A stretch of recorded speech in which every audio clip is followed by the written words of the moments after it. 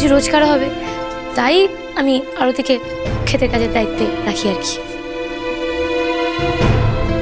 বাহ সন্ধ্যা, খুব ভালো কাজ করেছো তুমি। এই সন্ধ্যার বিরুদ্ধে সবাইকে খেপিয়ে দিয়েছিলাম, কিন্তু সব মাটি হয়ে গেল। কিন্তু চুপ করে থাকলে হবে না, গ্রামকে আরো খেপিয়ে তুলতেই হবে, না হলে সমূহ বিপদ। একদিন শুধু বিজয়ই আমার পথের কাঁটা ছিল, কিন্তু এবার তো দেখছি সন্ধ্যাও আমার পথের কাঁটা হয়ে উঠেছে।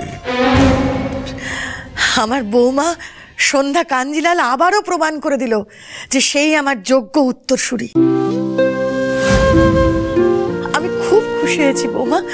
আমিও ভাবছিলাম আরতি কি করে একা একা বাঁচবে, কিন্তু তুমি তো আমার আগেও সেটা ভেবে বসে আছো। এমনকি তুমি তার রোজগারের ব্যবস্থাও করে দিয়েছো। সত্যি বৌমা, আমি খুব খুশি হয়েছি। মেজো, যা তো বরণ ডালাটা নিয়ে আয়। আজ আমি নিজের হাতে বৌমাকে বরণ করব।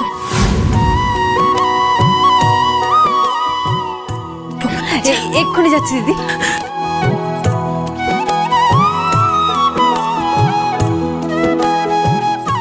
এই নাও দিদি।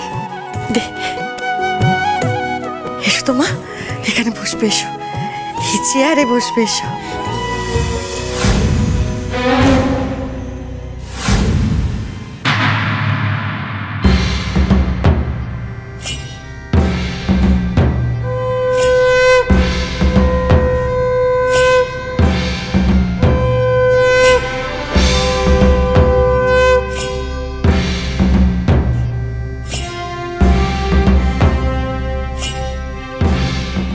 এইবার যুদ্ধ শুরু হলো। বিজয়া, আজ থেকে শুধু তুমি নও, আমার প্রধান প্রতিপক্ষ হলো সন্ধ্যা। সন্ধ্যাকে আমি যদি শিক্ষা না দিতে পেরেছি, তাহলে আমার নামও ঈশ্বর কাঞ্জিলাল নয়।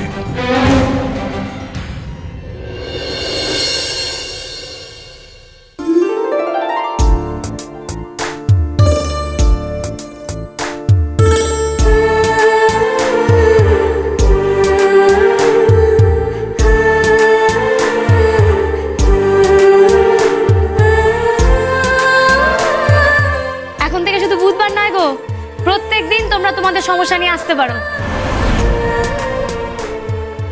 এই আমরা দুজন শাশুড়ি বৌমা মিলে তোমাদের সবার সব সমস্যা সুরাহা করব। ঠিক বলেছো মা, তুমি যা বলবে তাই হবে। দেখেছিস নীল, আমাদের সন্ধ্যা কিন্তু শেষ পর্যন্ত দিদিকে শাশুড়ি মেনেই নিল। হ্যাঁ, আমাকে যে কবে বর বলে মানবে। সন্ধ্যা তারা সোম থেকে রবি সন্ধ্যে 7:30টায় স্টার জলসায় ও ডিজনি প্লাস হটস্টারে।